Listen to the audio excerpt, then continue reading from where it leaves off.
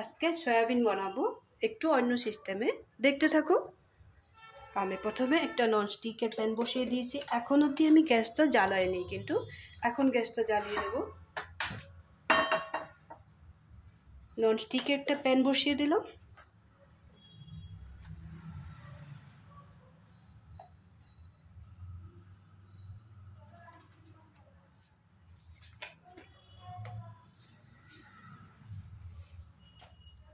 তেল ঘি না দেওয়ার আগেই আমি একটু সাদা জিরে দিয়ে দিলাম।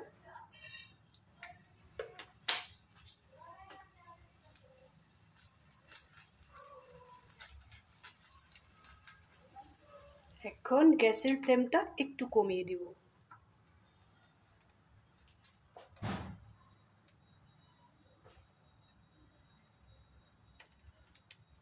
এখানে আমি 2-3 চামচের মতো ঘি দিয়ে দেব।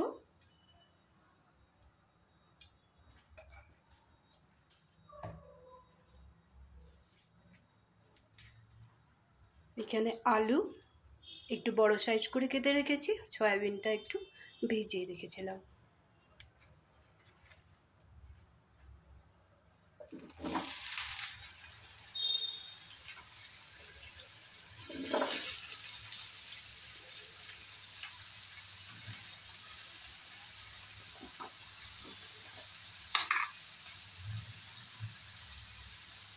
এখানে দিয়ে দেবো একটু হলদি পাউডার,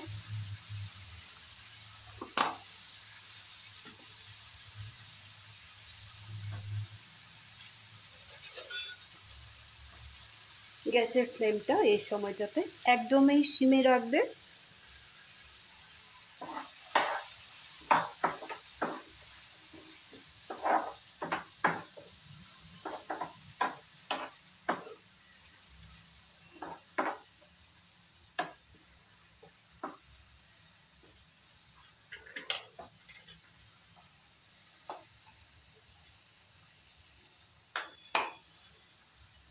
এখানে আমি লবণটা অ্যাড করে দেবো।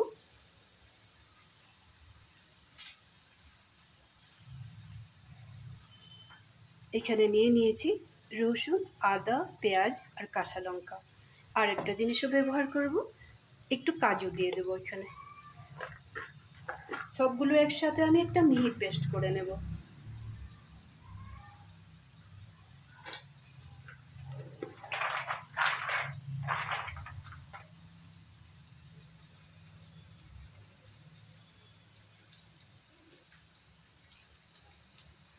এখানে আমি একসাথে দিয়ে দেব একটু লাল লঙ্কার গুঁড়া, যাতে সবজিটার কালারটা খুব সুন্দর দেখতে হয়। আর দিয়ে দেব একটু জিরা পাউডার।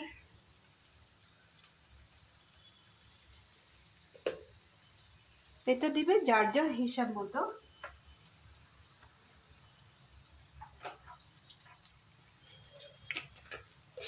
এখানে দিয়ে দিব কয়েকটা গোলমরিচ।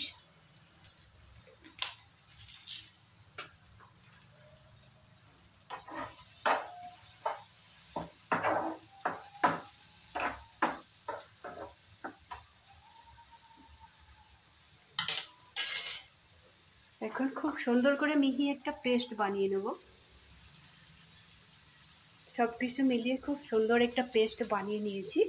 এখন এটা এখানে অ্যাড করে দেব।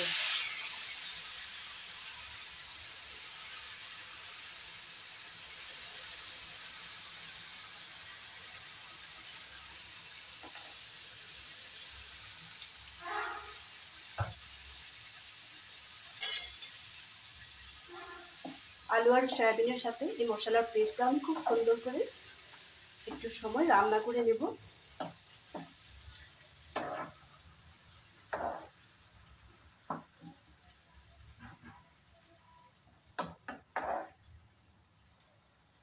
দুই মিনিট বাদে আবার ফিরে আসছি।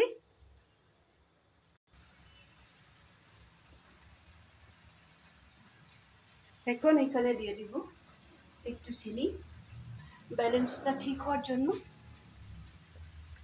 সয়াবিন আর আলুটা মশলার সাথে খুব সুন্দরভাবে রান্না করা হয়ে গেছে, একটু শুকনা শুকনাও হয়ে গেছে।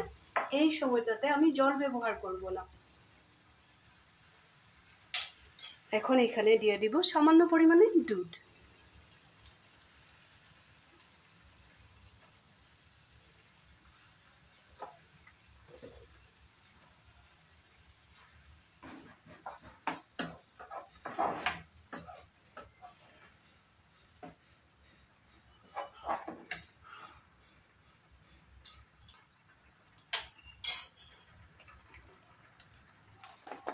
এই সময়টাতে আরেকটা জিনিসও দিয়ে দেব,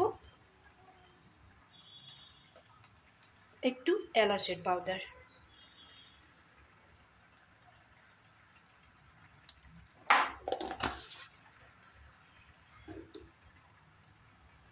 আবার একটু সময় রান্না করে নেব।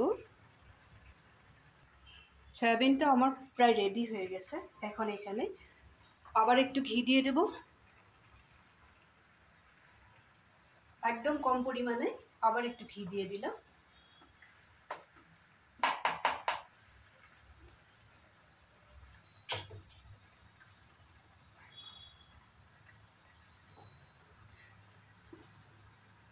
এখানে দিয়ে দেব একটু কসুরি মেথি পাতা।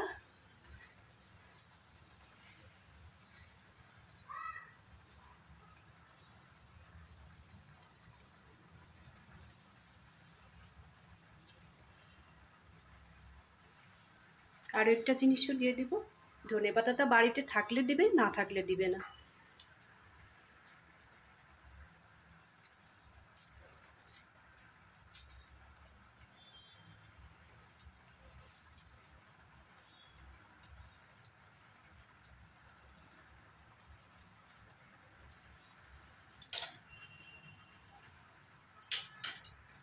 এখন গ্যাসের ফ্লেমটা একবারেই কমিয়ে দেব। কমিয়ে দিয়ে কিছু সময় গ্যাসের উপরেই রাখবো। আজকের এই সয়াবিনের রেসিপিটা তোমাদের কেমন লাগলো? তোমরাও বাড়িতে একদিন রান্না করে খেয়ে দেখো। সয়াবিনের একটা গন্ধ থাকে, যত মশলা দেও না কেন ভালো লাগে না খেতে। যখন একটু জল না দিয়ে দুধ ব্যবহার করবে, না তো ক্রিম ব্যবহার করবে, তারপরে একবার খেয়ে দেখবে, এই গন্ধটা তো থাকবেই না। আমি যেইভাবে রেসিপিটা দেখিয়ে দিয়েছি, তোমরাও একবার এইভাবে ট্রাই করে দেখো, খুবই ভালো লাগবে। সাথে থাকবে, ভালো থাকবে, সুস্থ থাকবে। লাইক শেয়ার করতে ভুলবে না। আবার একটা নতুন ভিডিও নিয়ে তোমাদের সামনে আসবো। ভালো থাকবে।